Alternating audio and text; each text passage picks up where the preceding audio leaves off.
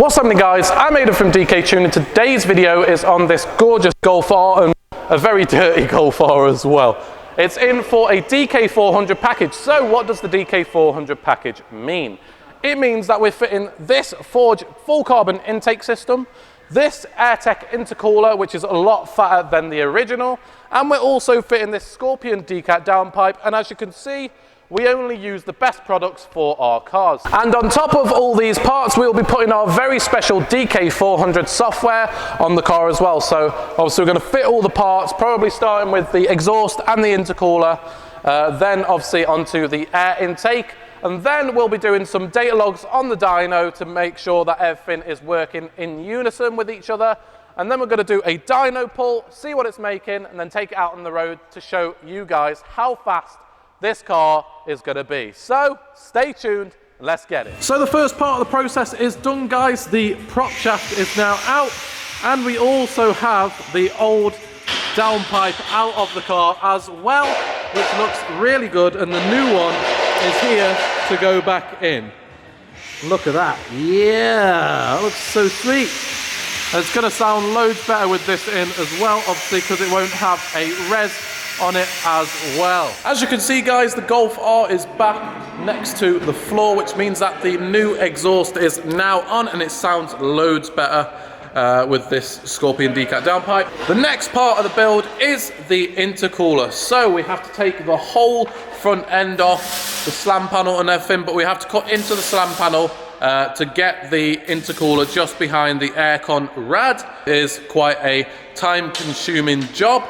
So we're going to get that done, and then he can head on to the air intake, and then we can start data logging and mapping, and then obviously get it on the dyno a little later. So we'll let him get on with that, get some nice slow-mo of it, and then we'll get back to you when we're fitting the air intake. As we can see at the Golf R, guys, Jake is absolutely smashing through getting this front end off. The front bumper is over here, off already, and the headlights as well.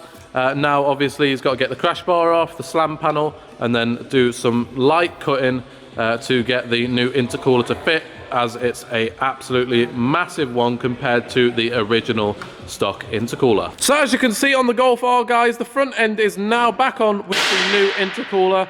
Now we're going to be putting on this air intake, the full carbon Forge air intake, which shouldn't take too long, and then we can start data logging and testing for the new map to go on. We have the new Forge intake on it, and it looks absolutely beautiful in this engine bay. So this is now going to be data logged and dynoed, but just before that, the customer's having a little bit more work, new tyres and a couple of little bits as well, which obviously aren't going to go in the video. So we're going to do that, then we're going to get it off the ramp, then obviously start the data log runs for the stock. We'll see what it runs stock with all the parts applied with this hardware.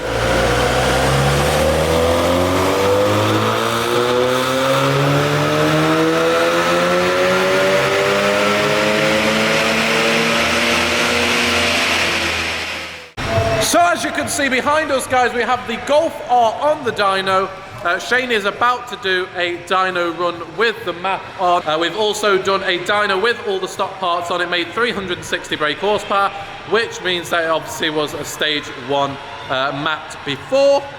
I think we mapped this a little while ago, to be honest. So obviously with the hardware and everything on, it's making around 399 at the moment, but we do have slightly bad fuel that's in the car as well, so it could possibly make quite a bit more. We saw on this similar file to this, obviously not the same because it's custom to this car, but similar, they were making around about 420 brake horsepower, so the fuel could be making a big difference, so we'll probably look into that as well. But as soon as it's done off the dyno, we're going to take it out and see what it's like. What's happening, guys? So we're out in the DK400 car, Golf R. Golf R. We're in the Golf R, right. So, we're out in the DK400 Golf R. We bought the draggy, so we're going to do some 0 to 60s, but it is wet. So, again, just like the AMG video, time doesn't allow us to do it in the dry, unfortunately, because it is winter. It's goddamn winter, man. winter. I hate winter. So yeah, so we got the draggy. So we're going to set that up in a minute. We're just going to get a little bit of a reaction to what the car's like now with the 400 brake horsepower map applied. Hopefully it's going to be an absolute mad arse, which we all know it's going to be anyway, to be fair, because it's a sick platform. So yeah, we're going to get a reaction, then we're going to do some launches 0 to 60. Obviously we're not doing 100 to 200 or anything, just doing 0 to 60 to see what it's like. Limits. Keeping to the sped limits. No spedding. No spedding. No spedding, guys. No spedding. Really like these 400 brake horsepower packages, guys. They do really, really well. Yeah, it's working now. You've got the 4-wheel drive and you've got enough power to be nice Yeah. without being too dangerous. Oh, Just Jesus Christ. and you put it in drive, and it's just like any other car. Normal. Yeah. It says Pilot Sport 4S's. Jesus. Oh, Christ. Christ on a bike. Actually launches so well. Yeah, it's nice. Madness. Absolute madness, guys, these cars are. There's really, really like pliable amount of power as well, isn't it? Doesn't feel like it's going anywhere, and it doesn't feel unsafe, does it? That's what I mean. In a front-wheel drive or rear-wheel drive, that amount of power in this sort of weather would be a bit ridiculous. Exactly, yeah. But because of the four-wheel drive, it's just such a stable platform, isn't it? Yeah, especially with the Haldex cutting in as well, making everything safe. I'll find some good tarmacs. Christ. Nice little 60. Jesus Christ! Mad! So there's going to be a little bit more spin than that, but Isn't it? 4.1 seconds. it's pretty decent.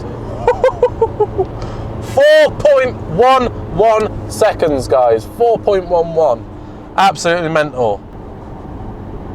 4.1 seconds, guys. So we're going to do just clarify. one more, just to clarify it, and see if it'll do it any faster. It is obviously wet, so it will be a little bit quicker. Jesus! This absolutely shifts, doesn't it? Oh my days! That was 4.42. There was a little bit more spin on that one, wasn't there, on the back end? Well, over an average, say close to 4 seconds. Yeah. 4.5 seconds. There you go, guys. If you want a £2,000 kit that'll give you 400 brake horsepower on your Golf R, then this is the one to go. So if you want this on your car, please do not hesitate to message us on Instagram, Facebook, and YouTube, and we'll see you in the next one.